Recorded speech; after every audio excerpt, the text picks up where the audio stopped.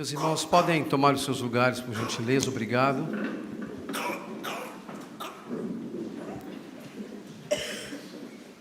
Apenas antes da leitura do texto, atualizar aqui as informações recebidas agora há poucos minutos do nosso irmão Gilson.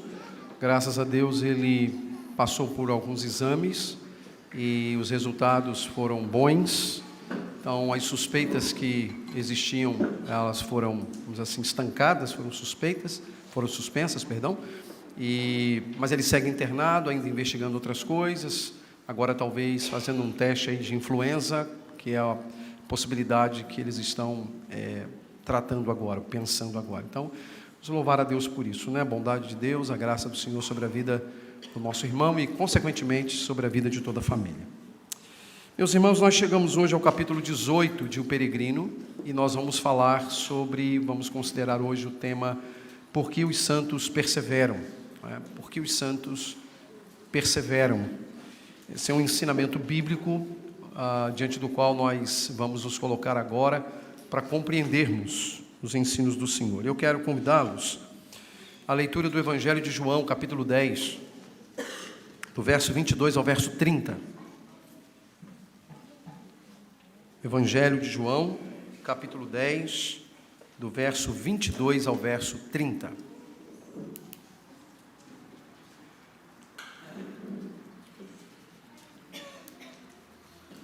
A palavra do Senhor nos diz assim: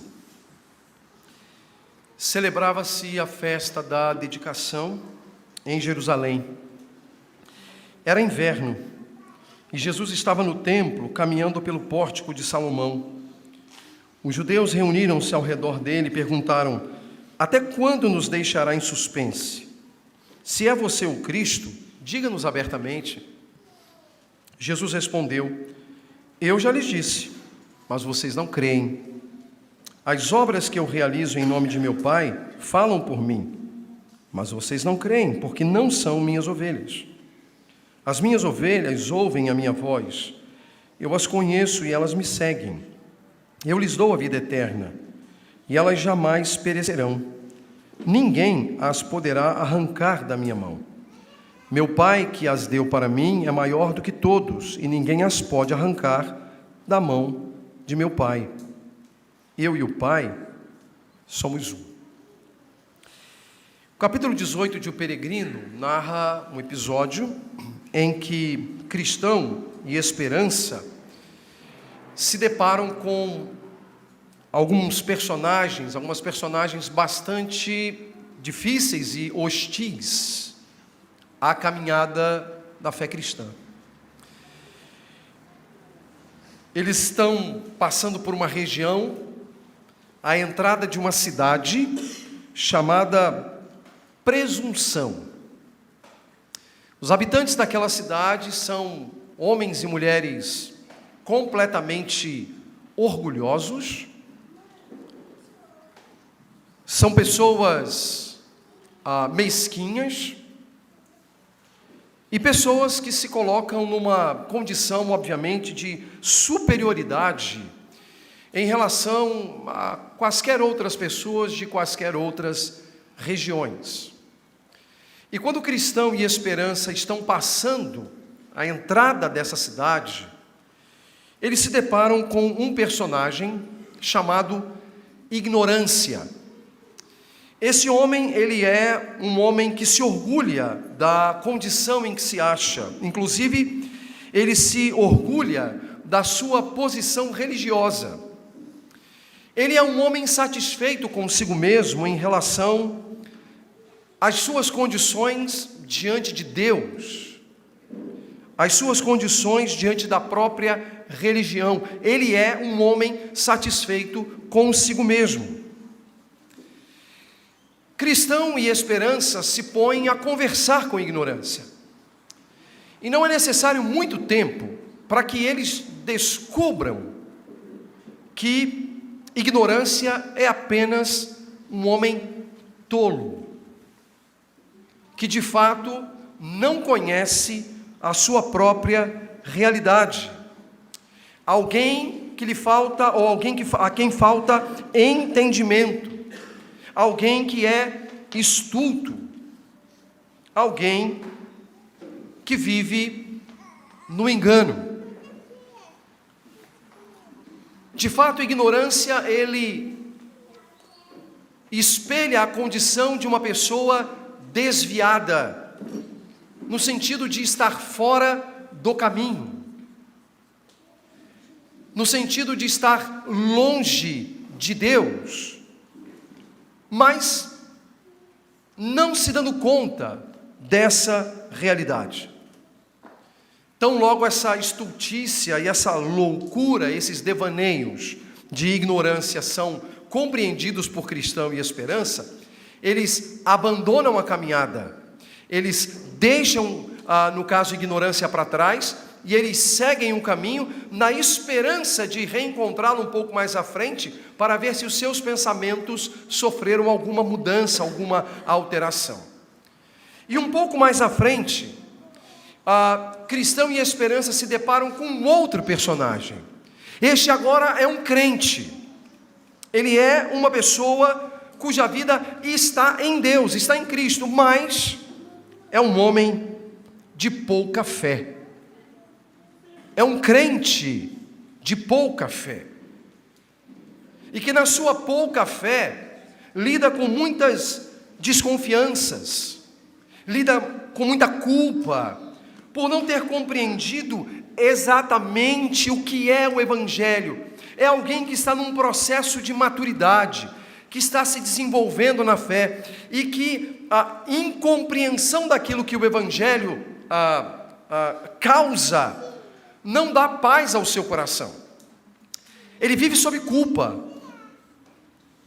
ele vive sob desconfiança, e aqui e ali, essas situações da culpa e da desconfiança derrubam esse homem chamado pouca fé.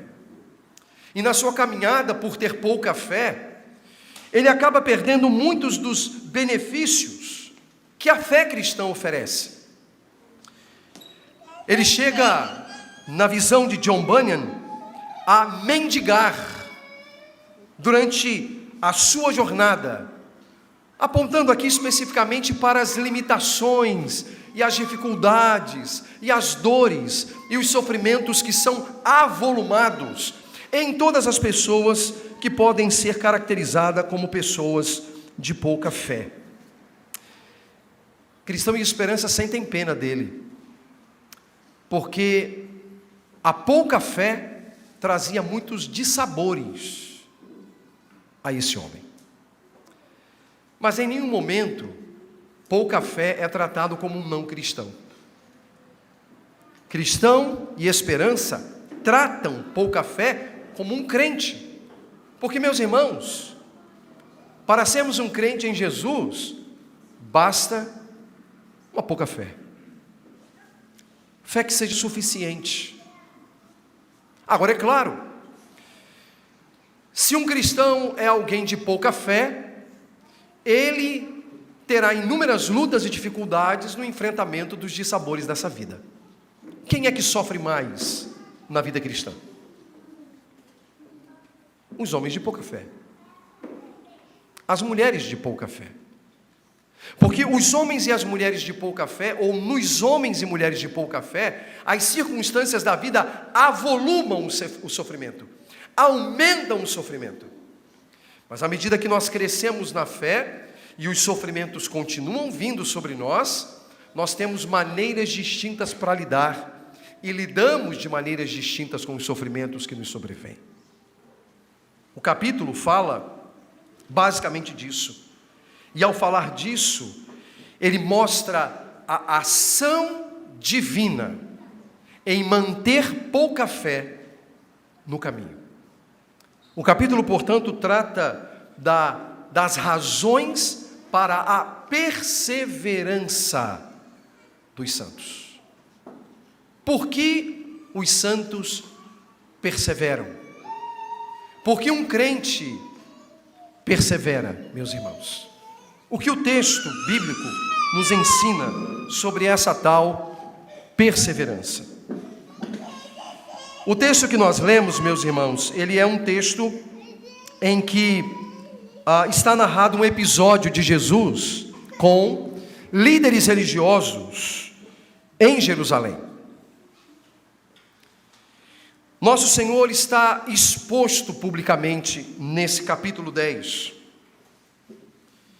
E nesse texto especificamente, nós vamos encontrar Jesus em Jerusalém celebrando uma festa.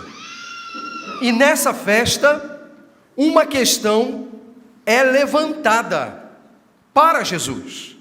E a partir dessa questão levantada para Jesus, Jesus passa a ensinar algo extremamente profundo e necessário para nós que estamos em Cristo, para nós que estamos na caminhada da fé cristã.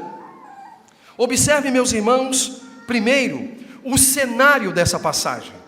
Eu quero chamar a sua atenção para o cenário da passagem, o ambiente da passagem. E isso nós lemos nos versos 22 e 23. Acompanhem comigo. Celebrava-se a festa da dedicação em Jerusalém. Era inverno e Jesus estava no templo, caminhando pelo pórtico de Salomão. Festa da dedicação. Esta festa, meus irmãos, não é uma festa prevista pela lei de Moisés. Essa festa não se acha no Antigo Testamento. Ela não é uma das festas que inclusive tivemos recentemente a possibilidade de aqui expor cada uma delas em relação a Cristo.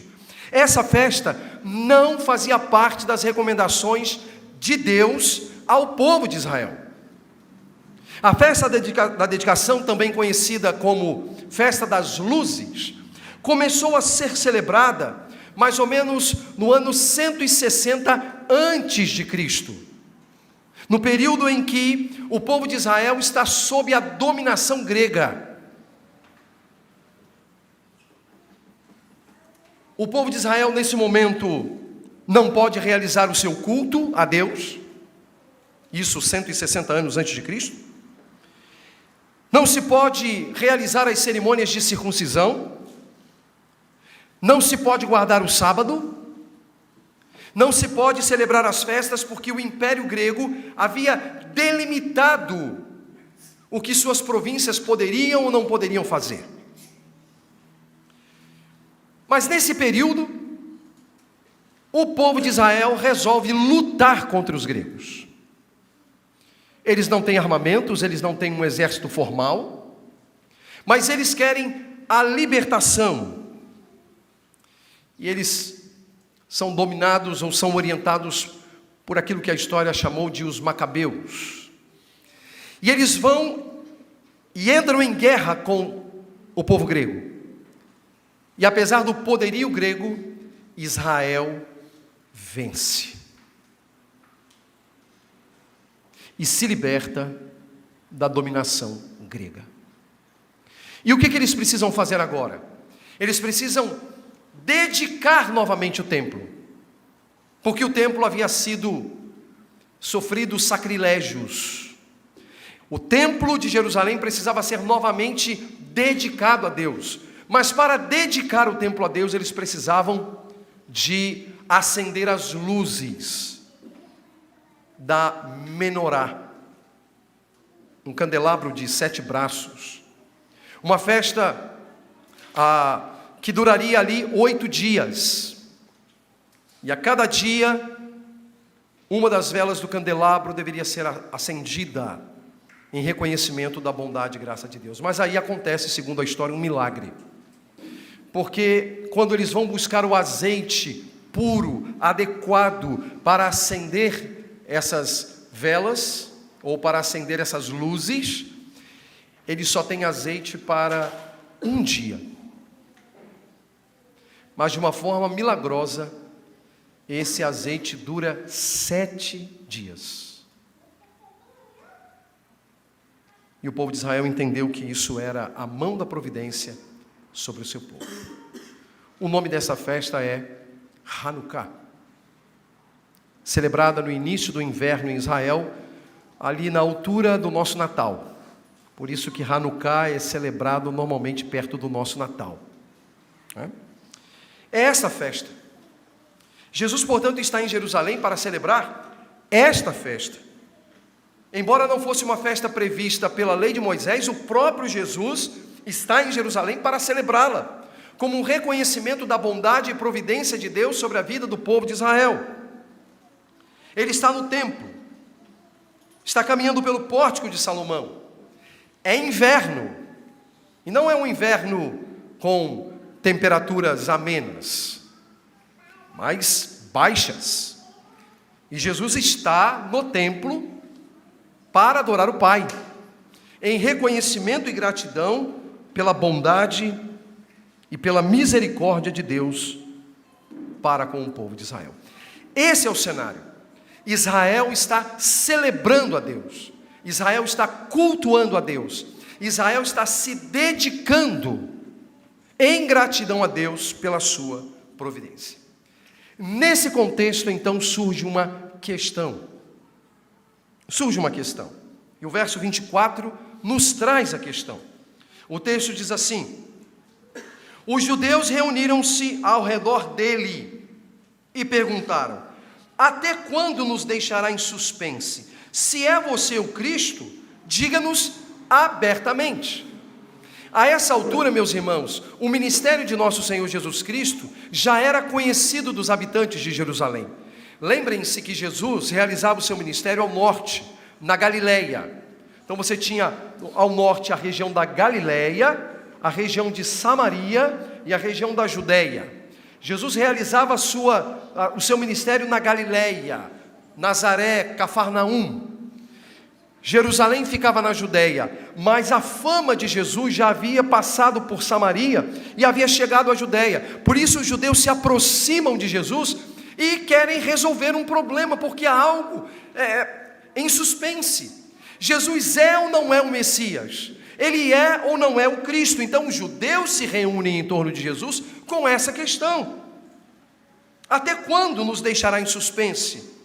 Se é você o Cristo, diga-nos abertamente. O ponto é: Jesus era ou não o Messias? Ele assumiria ou não isso publicamente? Ele diria isso ou não publicamente? Esse é o ponto. Aqueles judeus estão inquietos. Aqueles judeus estão desejosos de saber sobre as reais condições daquele homem e o que ele dizia acerca de si mesmo. Então, meus irmãos, a partir desta pergunta, Jesus então ensina algumas coisas àqueles homens.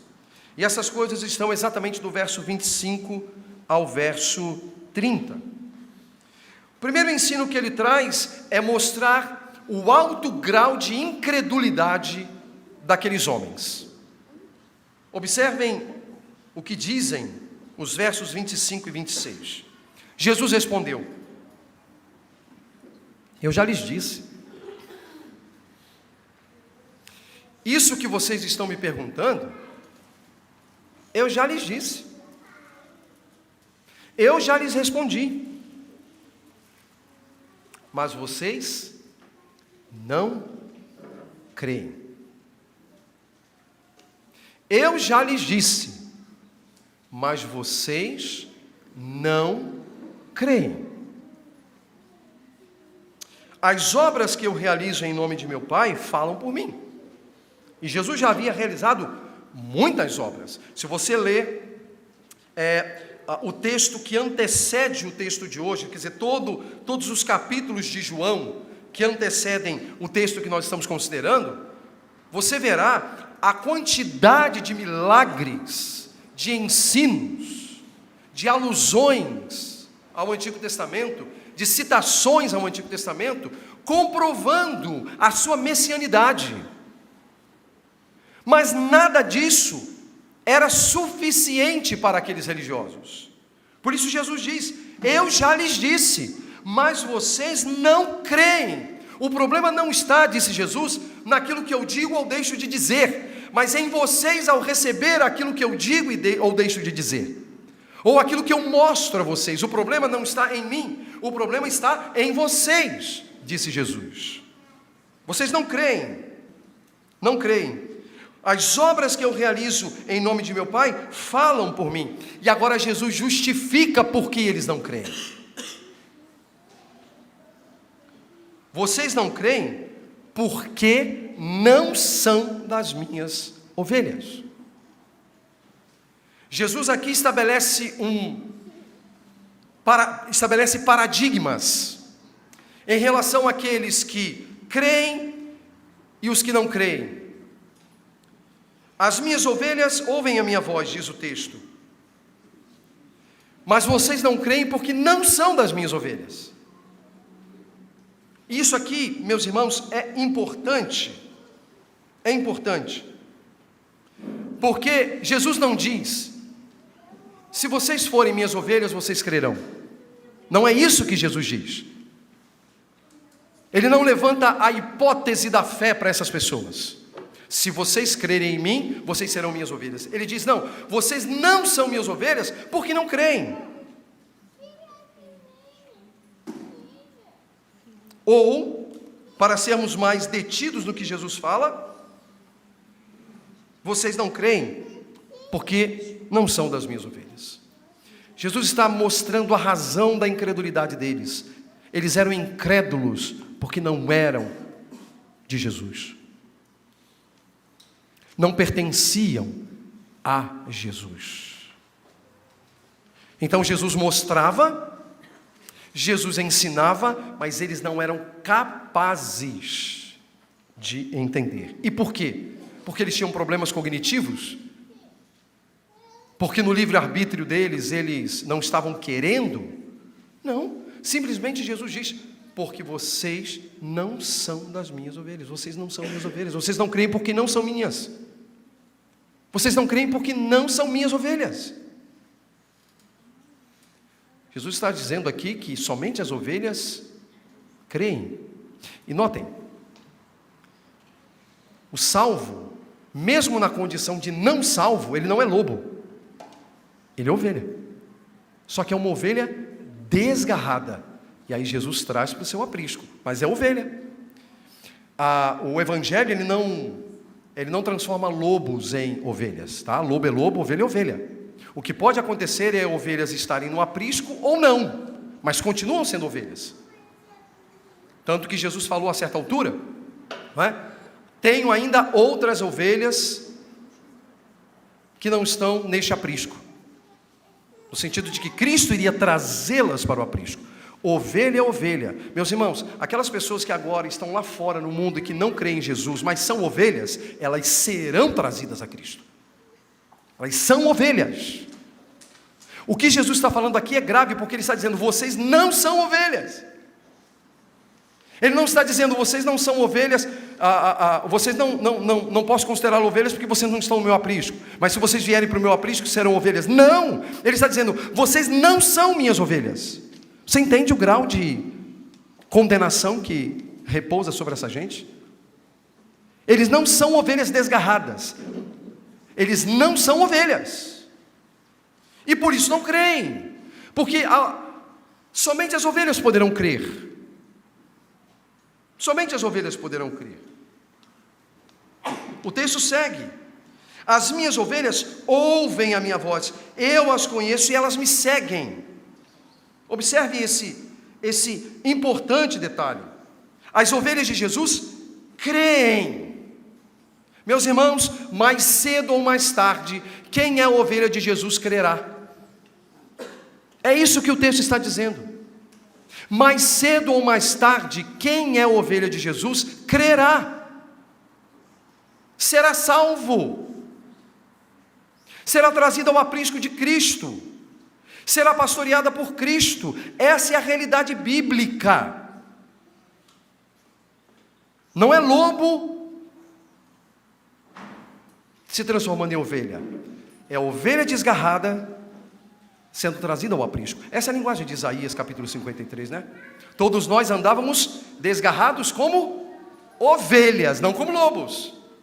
Nós andávamos desgarrados como ovelhas. Cada um se desviava pelo seu caminho.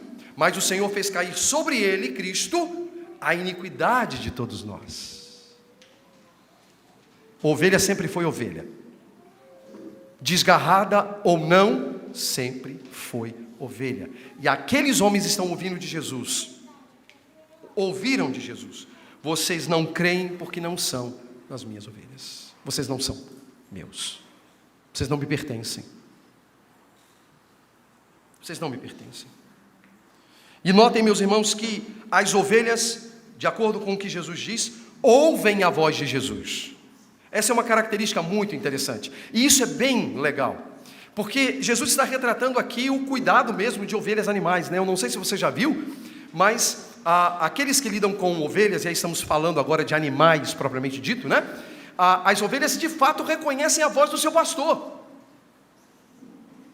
Eu assisti recentemente, até aqui mesmo no Brasil, um vídeo aqui do Brasil, em que ali há uma planície, né? E existe um pastor de ovelhas que está bem distante das ovelhas, e ele começa a dar comandos, e ele vai falando assim baixinho, né? Enquanto ele grava o vídeo, olha, perceba como é que vai ser a reação das ovelhas quando eu falar com elas. E aí ele fala, e aí as ovelhas todas param. E aí ele dá um novo comando, aí as ovelhas começam a andar, se aproximar umas das outras. E aí ele dá um terceiro comando, elas seguem na direção da voz do pastor. Mas já vi também alguém que tentou, pegando uma pessoa cujas ovelhas não reconhecem a voz, falar, as ovelhas nada fazem. A pessoa vai falando e as ovelhas não mudam, não param, não vão em direção. Porque as ovelhas ouvem a voz do pastor. E o pastor aqui, meus irmãos, não sou eu e nem pastor William, tá? É a voz de Jesus. A gente precisa ser honesto com o texto. O texto está falando, as ovelhas ouvem a minha voz. O ponto é, como nós podemos ouvir a voz de Jesus hoje? Porque para sermos ovelhas de Cristo, nós precisamos ouvir a voz de Cristo. Essa é uma situação que não se negocia. Como é que nós ouvimos a voz de Cristo? Por intermédio da sua palavra. Sua palavra lida, sua palavra pregada, sua palavra simbolizada, como fizemos hoje pela manhã com a ceia do Senhor. A palavra. Pela palavra as ovelhas ouvem a voz de Jesus. As ovelhas reconhecem a voz do Supremo Pastor. Reconhecem, irmãos. Um crente sabe quando Jesus está falando, porque as ovelhas ouvem a voz do pastor. E mais, o pastor as conhece, e essa é uma relação pactual. Jesus diz, eu as conheço. Jesus conhece as suas ovelhas. Jesus conhece aqueles que lhe pertencem. Jesus tem o domínio, a soberania sobre os seus, porque Jesus entrou numa relação pactual com essas ovelhas. Ele tem um pacto com esse seu povo. Ele está numa relação profunda com esse seu povo, ilustrada inclusive pelas questões do casamento, não é? Cristo e a igreja, marido e mulher, uma relação profunda, pactual. E consequentemente as ovelhas seguem o pastor, Cristo Jesus. Elas me seguem. Ou seja, nós temos aqui o princípio da mímese, ou da mimese. O princípio mimético é o princípio da imitação. Uma ovelha busca imitar o seu pastor. E volto a dizer, Cristo. Imitar Cristo é o elemento mimético, é a mimesis, é o elemento da imitação. O que, na verdade, Jesus está mostrando é o seguinte: as ovelhas olham para ele e tomam um caminho dele, porque o pastor vai à frente. O pastor conduz o rebanho, com a sua vara e o seu cajado, ele conduz o rebanho. Então a ovelha sabe por onde pisar, qual caminho tomar, porque o pastor vai à frente, Cristo vai à frente. Não à toa que o autor aos Hebreus escrevendo, ele disse, olhando para Jesus, o autor e o consumador da nossa fé. A ovelha de Jesus olha para Jesus. e imita Jesus. Uma ovelha de Cristo imita o próprio Cristo.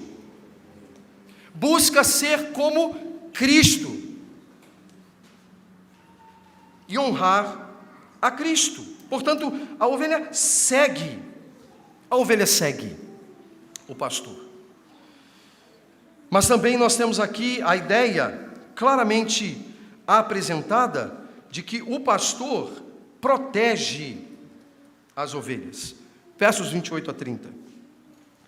Eu lhes dou a vida eterna. Obviamente que esse lhes está fazendo referência às ovelhas que creem, que ouvem a sua voz, que é conhecida, ou conhecidas por Cristo, que seguem a Cristo. Eu lhes dou a vida eterna. Agora observem. E elas jamais perecerão.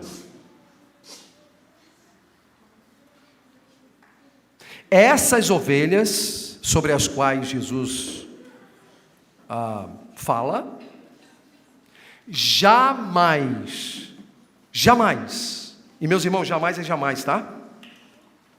Jamais não é jamais, mas se, não, jamais perecerão. A pergunta é, por que jamais perecerão? Porque as ovelhas perseverarão e perseveram. Precisa haver uma razão. Por que as ovelhas perseveram? Porque os santos perseveram. Agora veja, ainda no verso 28, ninguém as poderá arrancar da minha mão. Esse minha é uma referência à mão de Cristo. É Ele quem está falando, correto? Ninguém as poderá arrancar da minha mão, Cristo. Meu Pai que as deu para mim é maior do que todos. Ninguém as pode arrancar da mão de meu Pai. Ninguém pode arrancar da minha mão o Filho. E ninguém pode arrancar da mão do Pai. Meus irmãos, que lugar mais seguro os santos podem estar?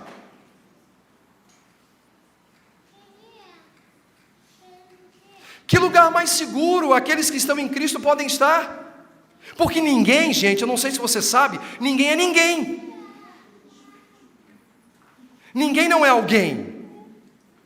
Ninguém significa ninguém. Ninguém poderá arrebatá-las da minha mão. E ninguém poderá arrebatar das mãos do meu Pai. Ninguém. As ovelhas de Jesus não se perdem. As ovelhas de Jesus não perecem. As ovelhas de Jesus estão nas mãos de Jesus e nas mãos do Pai.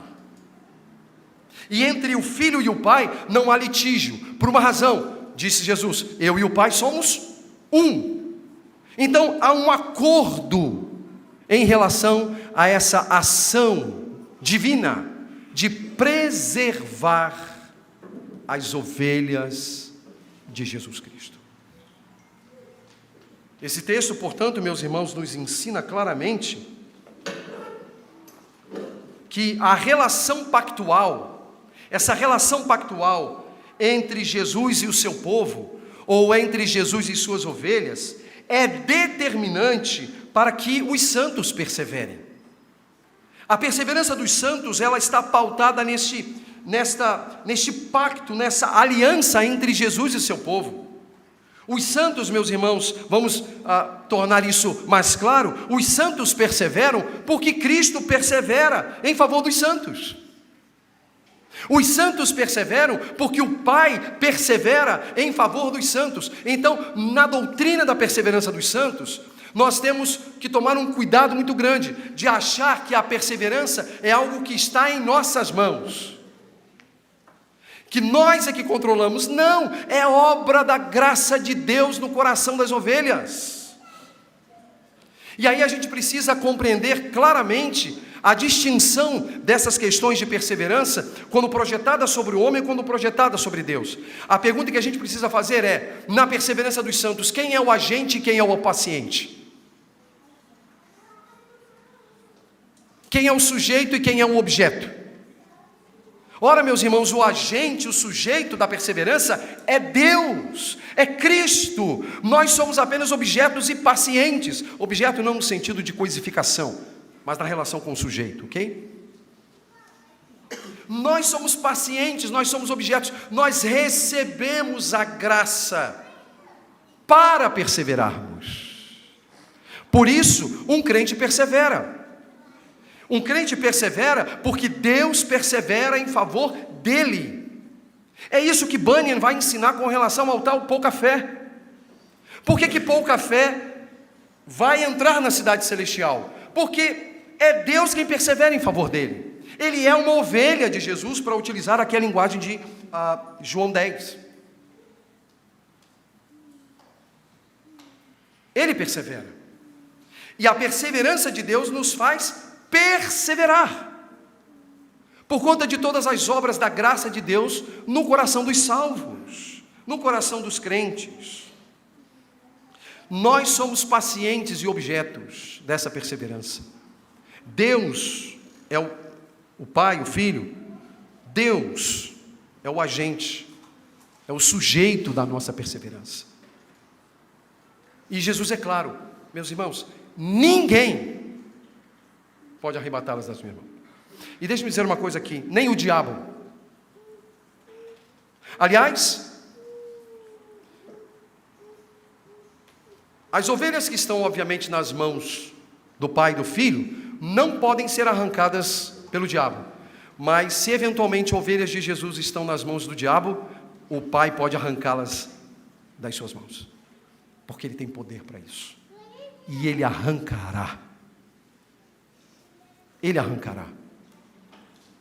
Ele arrancará. Então notem, meus irmãos, que essa doutrina da perseverança dos santos é uma doutrina que aponta para a manifestação da graça de Deus no coração das ovelhas de Jesus Cristo. E obviamente que nós, como crentes, todos, a partir de mim mesmo, em direção a vocês, precisamos apenas nos certificar que, de fato, nós somos ovelhas de Jesus. Porque as ovelhas de Jesus têm marcas, têm evidências, têm sinais inegociáveis, alguns dos quais nós já vimos aqui. Ele ouve Jesus e obedece Jesus. A ideia de ouvir a voz aqui é de obedecer. Sabe o que Jesus diz para fazer e faz. Ou sabe o que não deve ser feito e não faz. Jesus conhece as suas ovelhas. E essas ovelhas seguem, imitam Jesus Cristo. Perseveramos porque Deus persevera em nosso favor. Por isso os santos perseveram, por causa de Deus. E agora eu tenho 3 rápidas aplicações a serem feitas. Primeiro, lembrar, irmãos, que a perseverança de um crente em Cristo é fruto da agência de Jesus e do Pai sobre ele. Todos nós precisamos lembrar que se nós seguimos na fé cristã, se nós estamos caminhando na fé cristã, se nós buscamos as coisas de Deus, a vida de oração, a leitura das Escrituras, uma vida digna do Evangelho, é porque o Pai e o Filho, Deus Pai e Deus Filho, agem livremente no nosso coração. Então nós perseveramos por causa da livre agência de Deus no nosso coração. Por isso, meus irmãos, nós podemos afirmar categoricamente, a despeito do que qualquer pessoa possa pensar em termos de diferença: um crente persevera. Nenhum crente ficará no meio do caminho. Nenhuma ovelha de Jesus se perderá. Nenhuma, porque ninguém pode arrebatar as suas ovelhas das mãos de Jesus. Há um moto que as pessoas gostam de usar e que devemos fazer com muita cautela. As pessoas dizem, e na sua natureza esse moto é verdadeiro, mas ele pode gerar pensamentos equivocados. Vocês já ouviram? Uma vez salvo, salvo para sempre, né? Isso é fato. Olha o que Jesus está dizendo. Ser salvo é ser ovelha de Jesus. Se ninguém pode arrebatar das mãos de Jesus, uma vez salvo, salvo para sempre. Mas não confundam isso com religiosidade, ok? Não confundam isso com legalismo. Não confundam isso com educação. Não confundam isso, meus irmãos, com qualquer outra coisa. Uma vez salvo, salvo para sempre mesmo, desde que esteja claro o que é ser salvo, que é ser uma ovelha de Jesus Cristo, que ouve a sua voz, que obedece os seus ensinamentos, que segue o exemplo deixado por Jesus. Isso só é possível a alguém cuja natureza foi transformada. O coração de pedra foi arrancado e colocado no seu lugar um coração de carne. É alguém que nasceu de novo. Esse de fato tem. Só que infelizmente muitas pessoas acham que ao dizer uma vez salvo, salvo para sempre, eles podem viver de qualquer maneira, podem pintar o 7 por aí, e que no final, uma vez salvo, salvo para sempre. Bulhufas! Tá aí bulhufas, né? Tem gente que gosta. Bulhufas! Vai chegar na porta do céu e vai tomar um pé na bunda em direção ao inferno. Bulhufas! Porque não é religiosidade, irmãos. Não é religiosidade. É coração regenerado. É vida nova, nova vida. Em Jesus Cristo. Em Jesus Cristo. Então, se alguém diz uma vez salvo, salvo para sempre, o camarada pinta o 7 por aí, a pessoa pinta o 7 por aí, achando que no final vai ser salvo, não vai, porque não dá evidências de alguém regenerado. E se não tem evidências de regeneração, não é ovelha. E a própria desobediência é sinal de incredulidade. E aí valeria para essas pessoas, eu espero que para ninguém aqui, mas valeria. Eu já lhes disse, mas vocês não creem. E não creem porque vocês não são das minhas ovelhas. Meus irmãos, que Deus nos livre disso. Que nós não sejamos achados entre essas pessoas que Jesus está dizendo, eu já lhes disse, mas vocês não creem. Mas sabe por que não creem? Porque vocês não são das minhas ovelhas. Que Deus nos livre disso. A perseverança de um crente em Cristo é fruto da agência de Jesus e do Pai no nosso coração. Segunda aplicação. Se a perseverança é dos santos, ok? Perseverança dos santos. Se a perseverança é dos santos, não fazem parte dessa obra maravilhosa os que vivem como se Cristo não existisse. Repito. Se a perseverança é dos santos, não fazem parte dessa obra maravilhosa os que vivem como se Cristo não existisse. Meus irmãos, alguém que vive de uma maneira que não precisa, na sua mente, prestar contas a Cristo, da maneira como vive, tem alguma coisa errada. Tem alguma coisa errada. Há muitas pessoas no contexto da igreja local, e eu não penso só na Redentor, eu penso nas igrejas locais de um modo geral. Há muitas pessoas que vivem como se não tivessem que prestar contas a Cristo, que vivem vidas, fazem escolhas, tomam decisões, pensam, praticam, falam coisas que ofendem a Cristo. E um tipo de comportamento que nada tem a ver com uma ovelha de Jesus, que segue Jesus, que imita Jesus, não faz sentido para nenhum de nós. Para nenhum de nós. Spurgeon, ele tinha uma ilustração que eu acho que pode nos ajudar a entender isso que eu estou falando.